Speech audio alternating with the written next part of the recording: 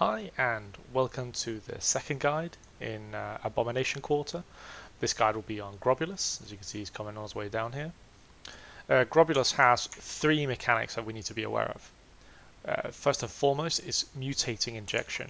For mutating injection, he'll poison our random raid member, who then starts taking nature damage.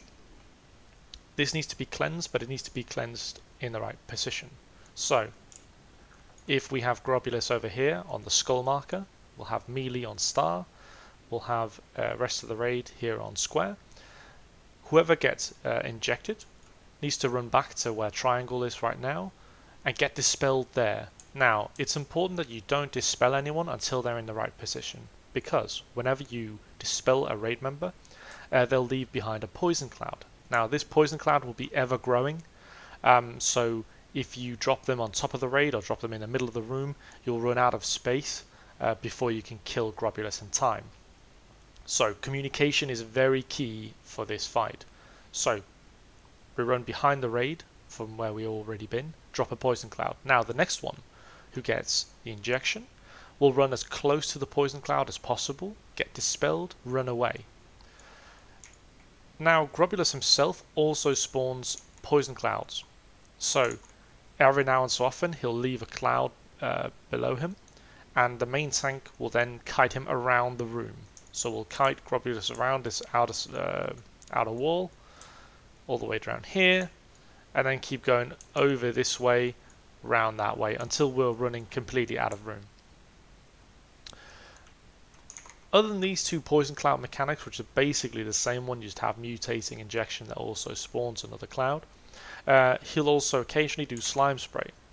Now, slime spray is a frontal cone which does around 2,000 to 3,000 nature damage, and for every raid member hit, we'll also have a slime spawn. This slime needs to be killed as soon as possible. It's called Fallout Slime, and it deals roughly 3,000 nature damage to everyone around the slime, which is a 10-yard range every 2 seconds. So make sure that you never stood in front of the boss, as this will mean that we have multiple slimes that we need to kill, which slows down the timer, which might not give us enough time to kill Grobbulus. And on top of that, these slime hurt a lot, so if 2, maybe 3 of them spawn, they'll kill anyone in 10 yards around them as soon as they tick. Now, I'll try and go up and pull the boss and see if I can't show you the mechanics of this fight. I'm not guaranteed that I'll be able to get injected for this, as I'm doing this solo.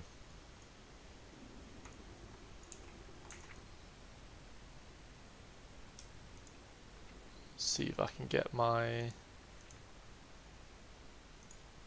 don't have any cleanse, as this is on retail. Yeah, here we go, cleanse toxins.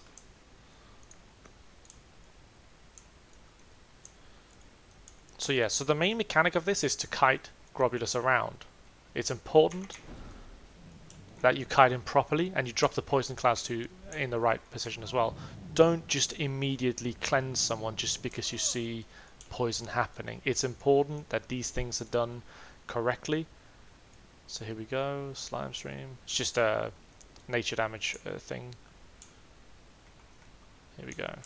So we get him positioned. Here we go. See Fallout Slime. You see this poison circle behind him. This will keep growing. So now, and there's another poison cloud. So now we'd keep moving him. So make sure that melee can always hit him from the back.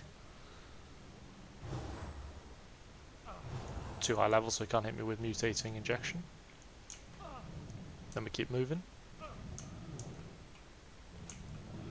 So, as you can see, the better you move them around, the more room you'll have, and the trick is to have as many overlapping poisons as possible to make sure that you have as much room as possible to move in. There's no enrage timer on this boss. The enrage timer is simply in filling up the room with slime that will then eventually kill you. Other than that, control the toxins, get dispelled in the right area. So now if I were to get the injection, I would drop the slime here, get dispelled, move back, continue fight. Other than that, tank and spank, kill boss, get loot.